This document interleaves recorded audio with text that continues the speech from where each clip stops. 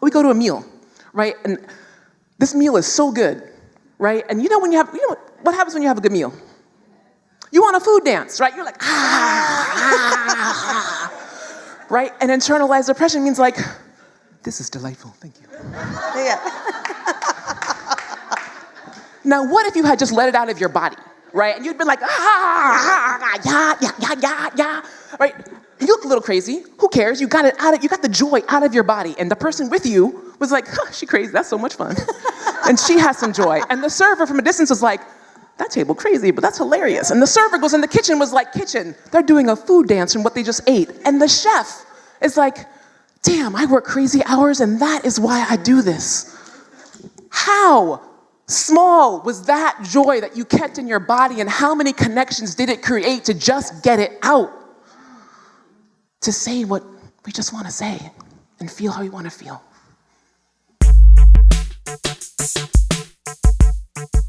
This is High Tech High Unboxed. I'm Alec Patton, and you just heard the voice of Resistance Communication co-founder Aisha Bain. She sat down with Stanford D.School Design Lecturer Manasa Yeturu to talk about how we care for ourselves and live in community with each other. The conversation is moderated by Michelle Pledger, so you'll hear her voice too. Let's get right into it. So one of the things we want to talk about today, right, and that we talk about all the time is decolonizing ourselves, right? And so when I think of decolonizing ourselves, I think about what disconnects us. I think about power and being our fullest selves. I think about what we are letting go. I think about the wholeness of who we would be if we weren't fighting all the time, and what would be possible in that fullest potential of ourselves. I think about the things that we don't say. I think about joy and celebrating joy. I think about being unapologetic. I think about love. I think about rage. I think about pleasure. I think about the fact that I am not trying to get by, I am trying to get free. Manasa, what do you think about?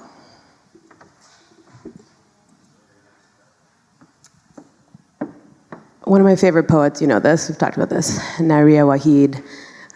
She has this book called Salt. And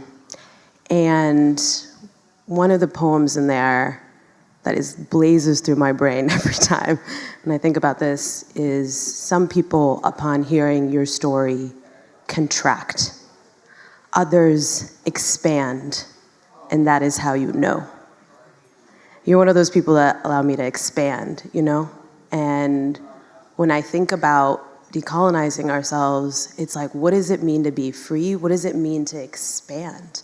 But expand in a way that is not based on productivity, not based on who we are and how we show up, but that we are enough just as we are, period, right? That part. And I think of friendship, you know, that like joy, that connection. When I see you, it's just like, you know, I am, you know what I mean? And like inviting more of those that allow us to expand in all the multitudes that we are. We are multitudes, yet the world is constantly putting us in boxes.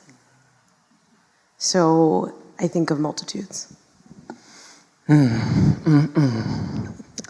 It also, that makes me think about the fact that independence is a fallacy. Independence is a fallacy, the way that we are thought up and brought up and all the things up in terms of we are supposed to be independent and then that makes us successful and it's our bootstraps and it's all this nonsense, right? We are so connected and we need each other and the interdependence is beautiful. So part of the journey I've had, honestly, in the last 2 years of working through this myself, right? I grew up with a single mom. She's the only blood family I know on the planet. So you do things by yourself and you just get it done. And you're proud of that. When it's survival, and when it's survival, that's real. but then it becomes like this kind of crutch that like, if I can't do it by myself, something's wrong, and I keep doing it by myself and by myself and by myself. And so to be really real, y'all, I know like everybody went through a lot during the pandemic, everybody did. And I did too. So I got COVID. Technically, I coded, right? It's because I was in the hospital and, they couldn't quite find a heartbeat thing. They ran all these tests and that's how they found my thyroid cancer. And it took a year to like recover from all of that, and just health-wise, like physically-wise, not mentally-wise, right? And then I went on vacation with these beautiful friends of mine. It was like summer of 2001. And like things had just opened up and we were gonna go travel, and they're like, come to the Caribbean. And I was like, yes, I'm gonna celebrate being alive and living. And my first night at the hotel, I was assaulted. You can't like make this stuff up, right? And I fell apart. Like, true story, I fell apart. And it was such an evolution for me to, one, tell people. Mm-hmm. I might have in the past told one or two people and just out of shame or blame or anything else, and just asked them to hold that with me. And I knew that wasn't gonna make it this time, right? In a pandemic and in life is lifing. Everyone's going through something. And so anybody who happened to have contacted me at that time, I told. And if I trusted them and I loved them, I was like, you can tell anybody else in our circle, because I didn't have the energy to tell everybody. And so what happened was, by doing that, I widened the safety net. I widened my safety net. And so people called me and they checked on me and they texted me and whatever else. And then one of those people they dropped because their father died. And someone else came in and came to visit me. And then she dropped because she had to rebuild her home after another hurricane in New Orleans. And someone else came in. I widened my safety net, and I swear to you, it saved my life. We are interdependent. Symbiosis is like one of the most beautiful things in nature, and yet somehow we've decided it's not between us. Mm-hmm. When I spend time with you, it's like I see myself, right? And I'm like, it's this belonging. It's this love that you're allowed to not only give out, because I know how to give it, and I didn't know how to receive it in the same way.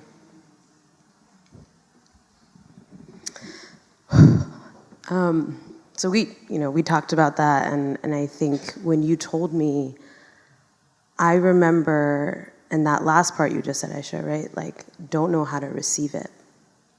The question that keeps coming to mind to me recently is, who takes care of the caretakers?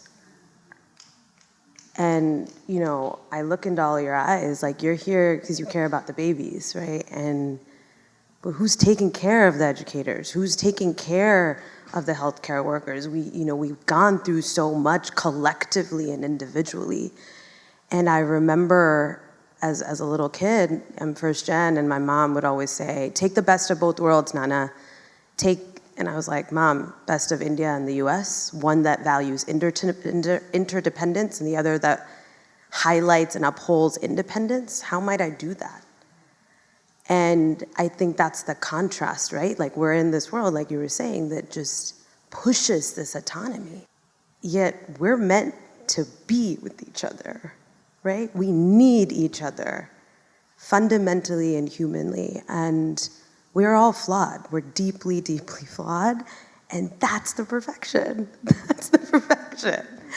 And so I think that rawness and that realness is so needed. And like you said, it expands the safety net. And I think when I think about the women in my life and how much y'all hold and how important it is for us to hold each other.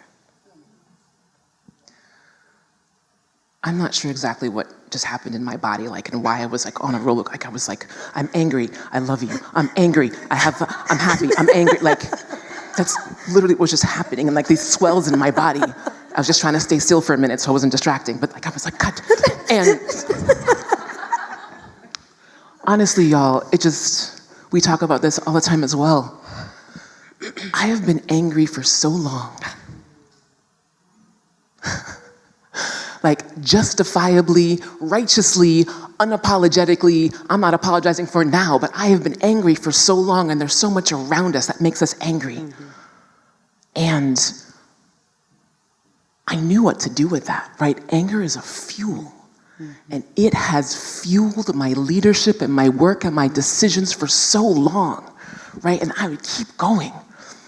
I remember us being as young as 5 years old. I was a very, very large 5-year-old. And I'm on the playground of like PS 87 in New York City, right? And I remember, like, there was this boy, and he took, the big red balls. You remember these the bouncy balls, like the kind of pinkish red ones, right? And like, this boy walked up to this girl, and he like took the ball. I remember like seeing from distance, being like, that is wrong. That is unjust. Everything in me was like, argh. And so I went over, and I took the ball back, and because again, I was taller for the average 5-year-old, I was like, he was like, argh. And I took the ball back to her, and I probably didn't exactly say this, but in my spirit, I was like, here you go, do you require further assistance? Like that was my journey with justice and injustice. I remember from the first point, like when things are unjust, it is wrong, and it makes me angry, and I'm doing something about it, right? And then I started working in different human rights and women's rights in India and environmental rights in Mongolia, with emergency education when wars and disaster breaks out, right? And then violence against women and girls, like anti-human trafficking, the genocide in Darfur. I was like, I will find injustice and I will stamp this shit out. Guess what? I didn't do that. But I did the damn best I could. But there was something about the rage, and I just kept operating from that place. And here's what was happening, y'all. I was exhausted. And I kept going because I was so angry, and I was exhausted. And I was alienating people around me, and I was exhausted, and I kept going. And the thing about rage, the thing about the fire of rage, was that I couldn't control it. And so it began birthing other parts of me. And other parts of me that I wanted and that I needed and I deserved and that were mine and that were precious and that I deserved to have them. And so then people started talking about it, like not just leading from a place of rage, but leading from a place of love. And I was like, what the hell are they talking about? I didn't grow up with saying I love you all the time. Like that was not in my household. You showed love by actions, you assumed some love, but you didn't just say it all the time. Like I would say I love you, like I would say I love you to friends. Like I wouldn't even say I love you. And with this pandemic, y'all, I will never not say what needs to be said. Something shifted so hard in me. I had a conversation with a friend in this room around all the things that go unsaid. I think a lot, like I'm a big ass nerd, and I'm a big overanalyzer of myself, like unapologetically, it's just who I am. And I think a lot, and I think about all the things that go unsaid and all the things I've never said in my life and what might have been possible if I had just said them. And then I think about all the things that go unsaid in the entire world. And then I think about all the things that go unsaid in the entire world throughout the entire history of mankind. The immensity of what goes unsaid and what might have been, could have been possible if we had said them. Maybe some of it shouldn't all be said, and we have different ways of communicating other than words, right? But we don't say what we mean. We keep things inside of us. And I decided after this pandemic, I was going to say them, come hell or high water, because one of the things about decolonizing, it makes me think of like, what am I afraid of? And why am I afraid of it? And is that fear even mine? So I think there's another part of this, and that's around ego, or like, again, this internalized, racialized oppression, right? That's like, oh, don't share that with someone, and you have a big ego, and don't share this thing and that thing. Celebrate the joys, like share the joys, right? Share even the smallest thing. Like think about it. We go to a meal, right? And this meal is so good, right? And what happens when you have a good meal? You want a food dance, right? You're like, right? And internalized oppression means like, this is delightful, thank you.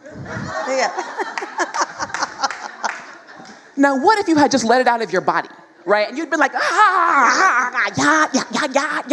right? You look a little crazy. Who who cares? You got it out of, you got the joy out of your body. And the person with you was like, huh, she crazy, that's so much fun. And she has some joy. And the server from a distance was like, that table crazy, but that's hilarious. And the server goes in the kitchen, was like, kitchen, they're doing a food dance from what they just ate. And the chef is like, damn, I work crazy hours and that is why I do this. How small was that joy that you kept in your body, and how many connections did it create to just get it out? To say what we just want to say and feel how we want to feel. I wasn't planning to do this, but I think I'm pulling up the text that I sent to you. Oh, whoa. Oh. And I think that piece that we just said, right? How much do we keep in us? When we come into this earth, again, we're enough just as we are. And then the whole world at all times, starting from chosen or born family, are telling us that we're not enough. And we start to compress and compress and compress. As a baby, I used to just like stand and dance all the time. That's like all I did. I didn't need toys. Like just dance all the time. Yeah. And I used to write love letters to all the people around me. And then the world starts to tell you, that's not how you express.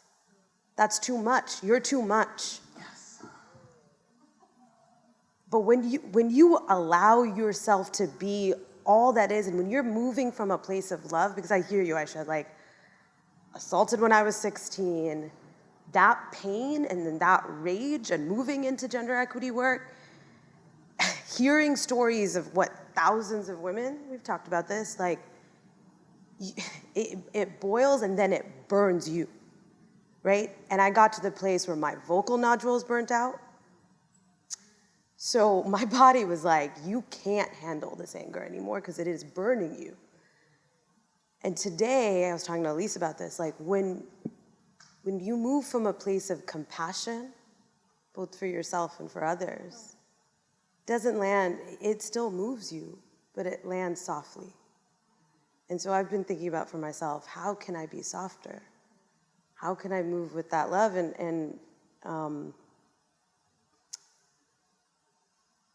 So the other day just came to you in the evening, and I messaged Aisha this.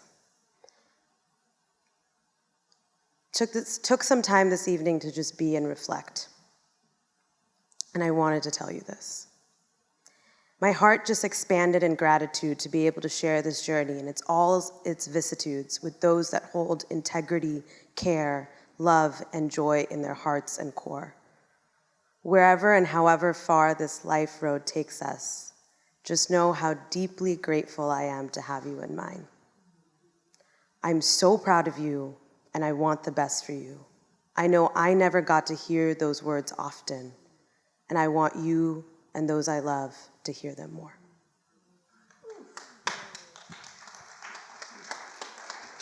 I love you too.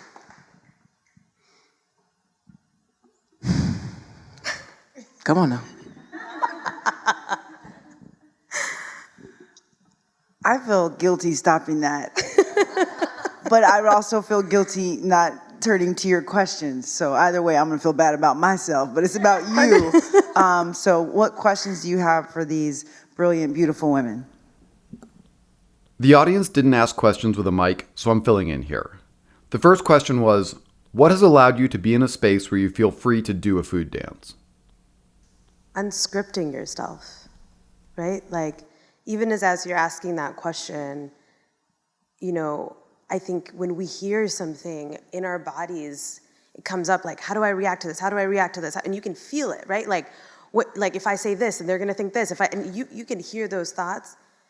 For me, it's just been like, just looking more deeply into somebody's eyes and just trying to still that inner voice and just be like, you're here, like what we started with, right? Mm-hmm. You're just enough in this moment. I'm talking to Michelle, that's where I am. I can't be anywhere else. And I think the other thing that has really helped me is that when I have shown up in that depth of vulnerability, what you receive, you can never you can never quantify that. You can never expect that. It's just so real every time, and it's so unexpected. And so my friend's soul, my name means soul. And I think seeing that soul in somebody else and just saying like, hey, like I'm here, we're here, and that's enough for now. I think that's really allowed me to just be like, I can't be anywhere else but here. Mm-hmm. You're like a beautiful exemplar of that for me every day. Because I won't front, I still struggle with it. I do. I am Haitian Israeli. I started my first part of my life in New York City. Well, I keep saying third. It's not a third anymore. It's a quarter. Y'all couldn't tell though, could you? Hell yeah. But listen. So, most importantly, so after that quarter, I moved to all-white spaces and places. I was in all-white Georgia, and all-white Connecticut, and an all-white Irish Jesuit Catholic institution for college. So let me be very clear that how much every single part of me became wrong in every environment that I was in, right? And I'm an only child with a single mom, so there is nobody else. So you better figure out how to do it, right? People are like, have you ever acted? I'm like, every day of my life. Right? Because everything we do is for love and belonging. And so I would change my body posture. I'd change my language. I'd change my words, right? To the point where if you had 3 rooms here, right, and this was all white people, all black people, and a mixed room of color, I know exactly how to switch myself in every single room in a second. And every single place I'm gonna be somebody different. I knew how to do that. It is exhausting. One of the ways I got to it is because I was exhausted, right? And the times where I was exhausted and I had to put it all down because I couldn't do it anymore, I was like, God damn it, I'm just here, right? And the way people would respond to me, I was shocked. I was like, wait, I didn't put on a show today, but people responded. Maybe those are the only people I actually need. Right? And like the more I did that and the more I experienced that and the more joyful that became, right? And the more like it's filling. You're filling other people are filling you, and the rest you're like, I'm good.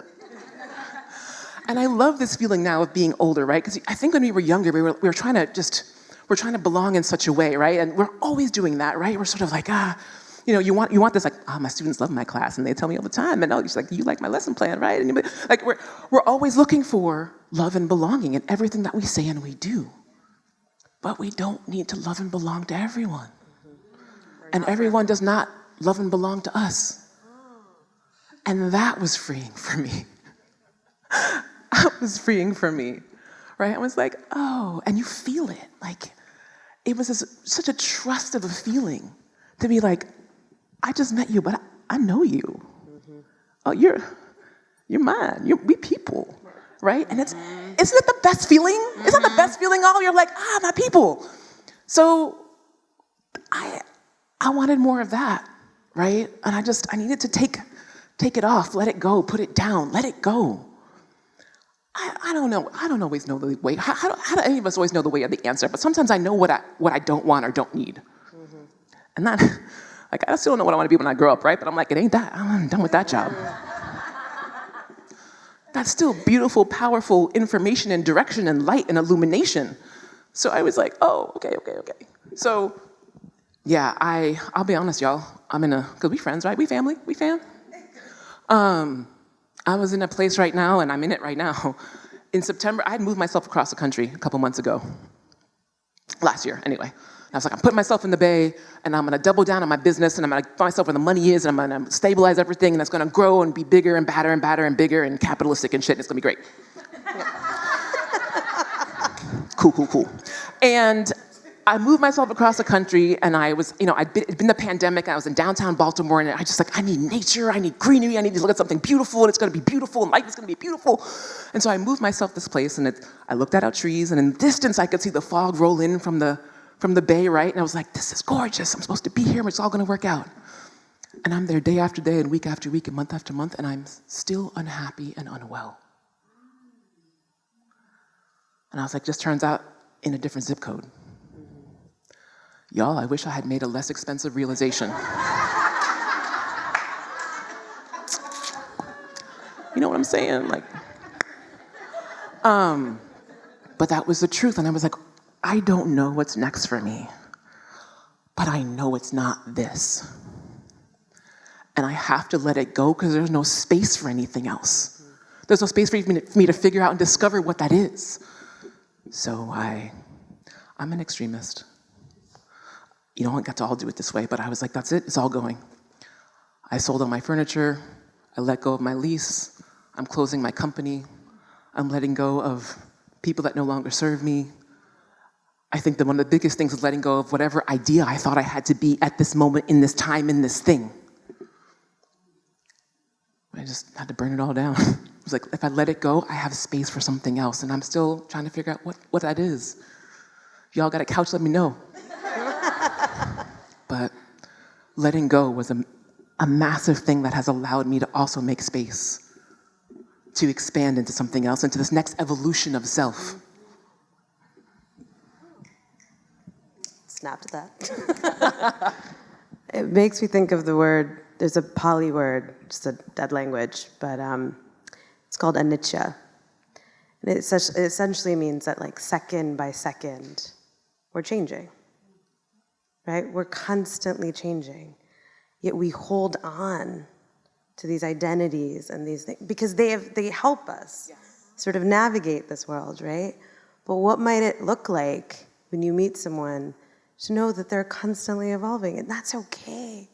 Like, meet each other where we are and let go of what doesn't serve us, right? Like, let go of what doesn't serve us. And so I think that allowance and that acceptance is both hard and also freeing as hell. Anybody else? This question was, when you slip into coming from a place of rage, how do you recenter yourself so you're coming from a place of joy? I slip all the time. We are human beings. We have emotions. Emotions are energy. It took me until like yesterday, but recently, to understand that, like, we just put good and bad labels on everything. We put black and white labels on everything. This energy is good, that energy is bad. This emotion is good, this emotion is bad. This way of being is good. What if it's all us? And what if it's all good? I mean, if you never got mad, I'd be like, I don't trust you. You know, also, if you don't eat chocolate, we can't be friends, but like,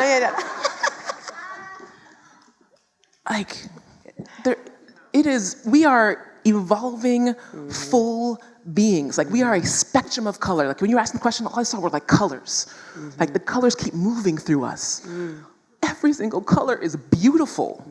It's yours. It's righteously yours. Be angry when you need to be angry. I think one of the things, and I want to hear from you, Manasa, one of the things that just makes me think about is being honest in that journey. That's one of the things that's like everything that we're doing, like we get to embody and live the life and future that we want now. We get to embody and live the future now. And so for me, when I'm an example to myself by just what I'm doing, but also to clearly everyone around me, right? Especially our young people. So you have rage and you get to talk about it, be like, this is why I'm angry today. This is why I'm struggling today. And this is what I'm just holding. Maybe you're not even doing something about it. We have to do everything all the time. We don't have to fix everything all the time. I'm just angry today. But we get to share what's with us, why. Just the sharing. And you never know, like, what else you sharing, like, what that allows for somebody else. Who else needed to hear that? Just as it is, the raw, simple truth. There's a quote from somebody that says, share the story of the mountain you climbed. Your words might become the pages in somebody else's survival guide. We just never know, like, when we're sharing what someone else needed to hear.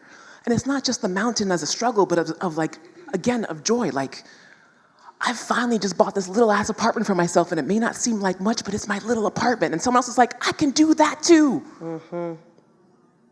You know, so I still get mad. And I think less that I'm less ashamed about it. I'm trying to judge it. I don't judge it less. I don't judge it. I'm trying to judge it less or not judge it at all.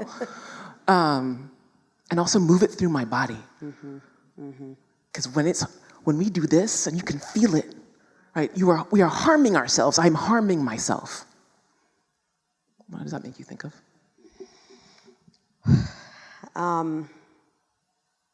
Rage comes up all the time. I remember when I first, I'm small as hell, I'm 5'1". My personality is bigger than that, but yeah, some people never think I'm 5'1". You larger than life, girl. You larger than life. I remember I was in first grade, and this boy pushed me off the swing. I can still taste the gravel, and it hurt, and like I got scratched up, but the thing that hurt the most was the words, "You're too brown to be on that swing."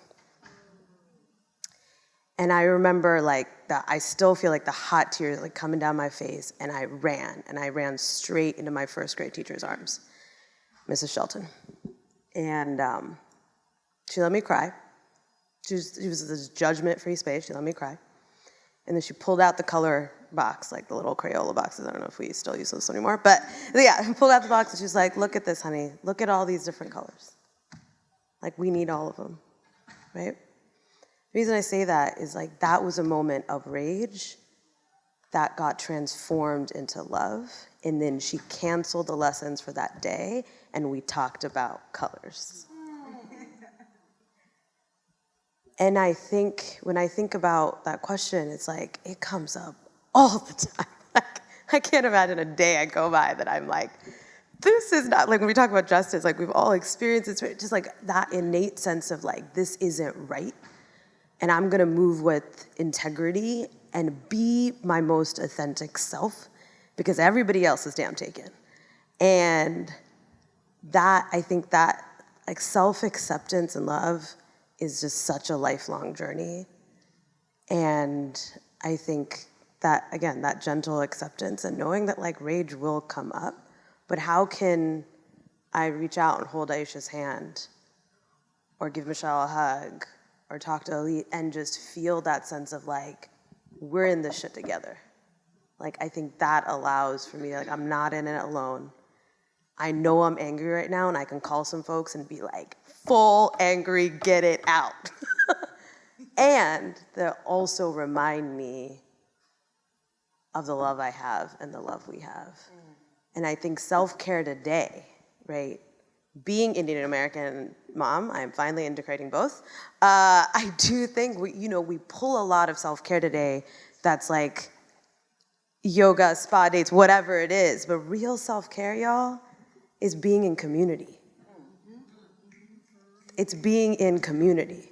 So that's where I remind myself of love. Because it's more there, despite these capitalist systems, despite everything going around the world. That hug from a teacher, I will never, ever forget that. Is there like one last question? This audience member shared a Maori proverb.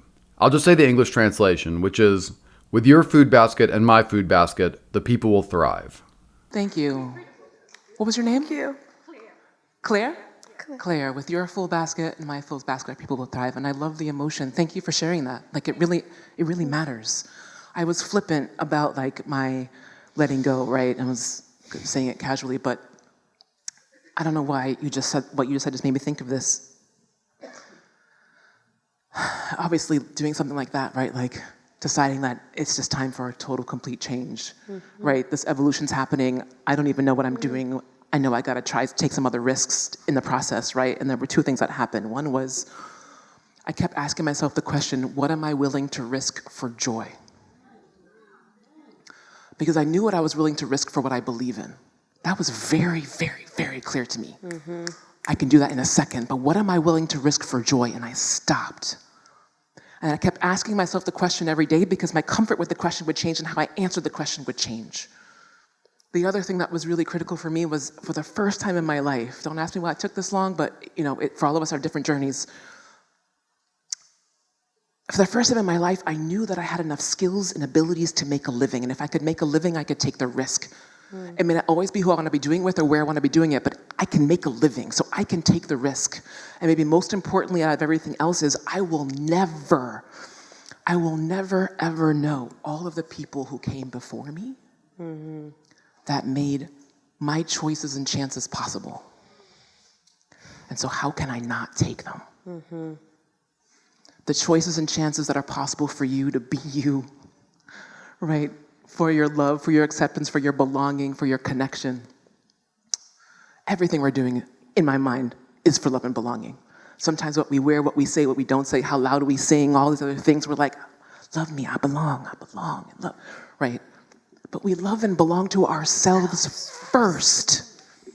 Yes. First. And when you come from there, everything else is clearer, lighter, and you will find those that see your light and want like the light that you share. Those are the only ones we need, right? And that doing that within ourselves is our own way we start to get free, and we create that possibility of freedom for others just by what we do, by what we say, how loud we sing, how loud we eat, how loud we laugh, how loud we love. It's endless possibility when we do that.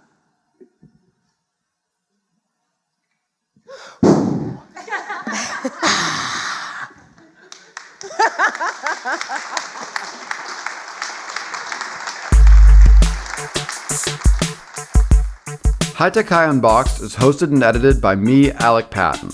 Our theme music is by Brother Herschel. Huge thanks to Aisha Bain, Manasa Yeturu, and Michelle Pledger for sharing this conversation with us. Thanks for listening.